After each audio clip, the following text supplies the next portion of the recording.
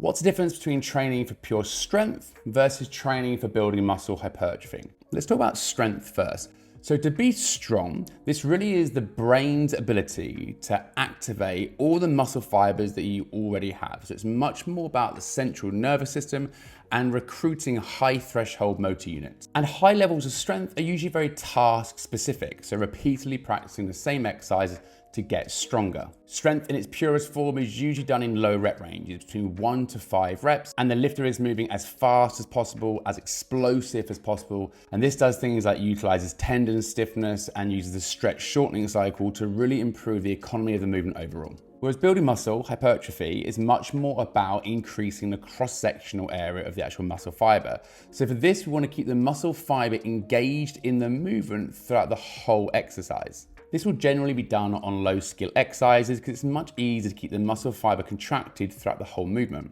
Often using rep ranges around 6 to 12 reps, albeit you can build muscle outside of that, but this places the muscle under enough tension for long enough for the muscle fibers to start to really break down under tension and reach the part of full contractile failure, because you want to be taking the contractile part of the muscle fiber close to or to the point of task failure in your exercises. You also need to make sure you're consuming enough energy overall and enough dietary proteins. The body has the building blocks to lay down new muscle tissue. The next part of the question is, why does a bigger muscle not instantly equal more strength? Just think about it anecdotally. A powerlifter might be smaller but can lift more weight on a deadlift, bench and squat than a bodybuilder. But the powerlifter also has more exposure to that movement, so they've repeated the exercise more, they're more efficient at it overall. So the biggest person in the room doesn't necessarily have to be the strongest person in the room, but make no mistake, bodybuilders are still strong. But a bodybuilder doesn't need to be strong at any one particular task. They're going to spread themselves across lots of things. So they're going to be more generally strong than very specifically strong. We can also flip that and say, why does getting stronger not equal the biggest person? You think of things like Olympic weightlifters, they are incredibly strong, but they move so fast, so efficiently,